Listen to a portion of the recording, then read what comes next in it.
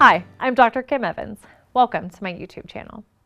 Today, we're going to be talking about colon cancer screening. Colon cancer is an important point of discussion because it's the third most common type of cancer in men and women, exclusive of skin cancer. It's the second cause of cancer deaths worldwide, and it's also preventable. There is a known progression from a polyp to cancer. If treated early, in the polyp stage, we can prevent the progression to cancer. Additionally, cancer identified in earlier stages has a much higher survival rate. Largely because of our current screening regimens, the incidence of colorectal cancer in patients ages 55 and above decreased over the early part of the 21st century. However, the incidence of colorectal cancer has increased in younger people. From 1995 to 2019, the proportion of colorectal cancer patients aged less than 55 went from 11% to 20% of new diagnoses. This has prompted a shift in the recommended age for colon cancer screening to 45 for individuals with a standard risk.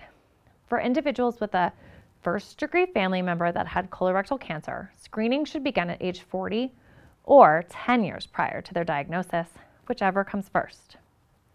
So, what are the options for screening? One option is a stool DNA test, also known as the Cologuard. This test is meant for individuals of average risk and is not meant for high-risk individuals, such as patients with family members that have had colon cancer, personal history of adenomas, inflammatory bowel disease, colorectal cancer, or known genetic risk for colorectal cancer.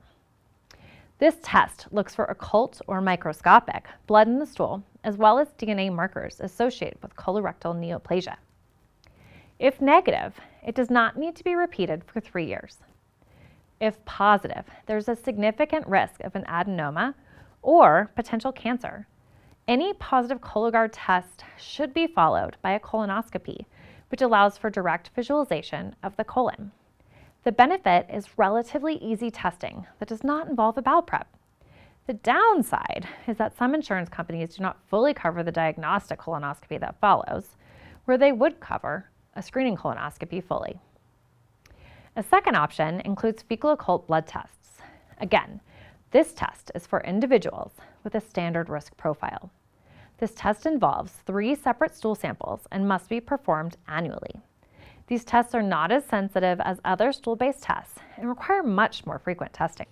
A third option is colonoscopy screening. These only need to be performed every 10 years if normal and if the patient is of average risk. The downside is the bowel prep, time for the procedure, and very low but present risk of bleeding or perforation from the study.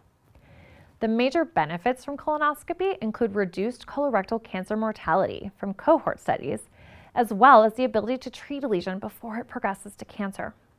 As a surgeon, this is my #1 recommended modality because we actually get to prevent cancer by removing polyps in the early stages. A fourth option is CT colonography, which must be repeated every 5 years. It still requires a bowel prep and does involve radiation to the patient, but is performed without sedation. This imaging modality is usually only available in larger communities with specialized CT capabilities.